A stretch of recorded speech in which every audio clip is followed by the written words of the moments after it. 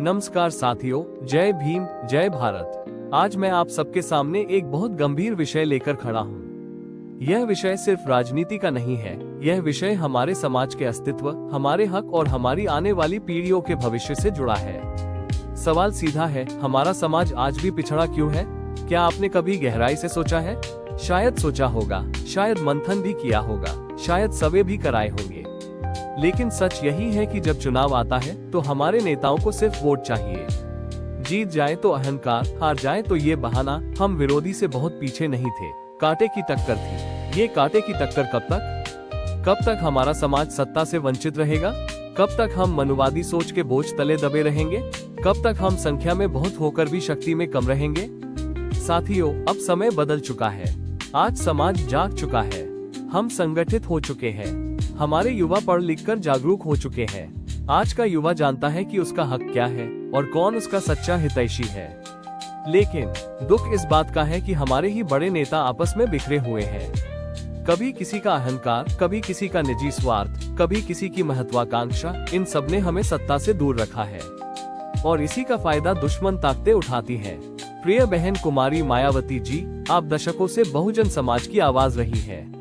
आपने दिखाया कि समाज सत्ता तक पहुंच सकता है। आपने ये भी दिखाया कि दलित, पिछड़े और वंचित समाज के बच्चे मुख्यमंत्री की कुर्सी तक पहुंच सकते हैं। तो ये बचकानी सोच कहां से आ रही है? प्रिय चंद्रशेखर आजाद रावण जी, आप हमारे युवाओं की आवाज हैं। आपने दिखाया कि आज का युवा अन्याय सहने वाला नहीं है। आप जेल गए, संघर्ष किया और आज भी लड़ रहे हैं। लेकिन सवाल ये है, जब दोनों ही नेता हमारे हैं, जब दोनों ही बहुजन समाज के हैं, तो फिर ये दूरी क्यों? जब समाज को आप दोनों की जरूरत है तो आपस में एकता क्यों नहीं? साथियों, आज का समाज आपसे यह विनती कर रहा है, यह आग्रह कर रहा है कि बहन मायावती जी और भाई चंद्रशेखर जी, कृपया आपस में मिलकर चलिए। मतभेद भूलकर समाज के लिए एक हो जाए। आज हमें एक ऐसे नेतृत्व की जरूरत है जो सिर्फ कुर्सी के लिए न लड़े बल्कि समाज को सत्ता में हिस्सेदारी दिलाए। लेकिन सवाल ये है, जब दोनों ही नेता हमारे हैं, जब दोनों ही बहुजन समाज के हैं, तो फिर ये दूरी क्यों? जब समाज को आप दोनों की जरूरत है तो आपस में एकता क्यों नहीं? साथियों, आज का समाज आपसे यह विनती कर रहा है, यह आग्रह कर रहा है कि बहन मायावती जी और भाई चंद्रशेखर जी, कृपया आपस में मिलकर चलिए। मतभेद भूलकर समाज के लिए एक हो जाए। आज हमें एक ऐसे नेतृत्व की जरूरत है जो सिर्फ कुर्सी के लिए न लड़े बल्कि समाज को सत्ता में हिस्सेदारी दिलाए। हम चाहते हैं कि हमारे समाज से एमएलए, एमपी ही नहीं बल्कि मुख्यमंत्री और प्रधानमंत्री भी बने। हम चाहते हैं कि हमारे समाज के बच्चे भी कह सके, हाँ, सत्ता में हमारी भी हिस्सेदारी है।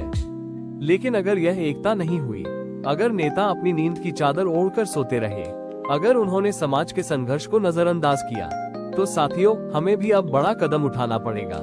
हमें समाज के वोटरों से अपील करनी पड़ेगी और वो अपील होगी, एक नहीं तो वोट नहीं।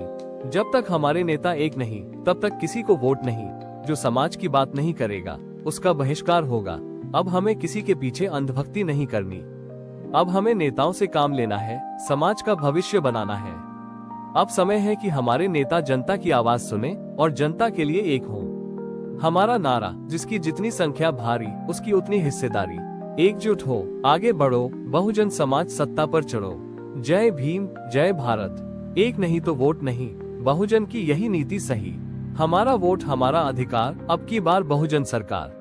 आज मैं हाथ जोड़कर बहुजन समाज की माननीय बहन मायावती जी और हमारे संघर्षशील भाई चंद्रशेखर रावण जी से यही कहता हूँ, समाज की ताकत को पहचानिए, युवाओं की ऊर्जा को समझिए।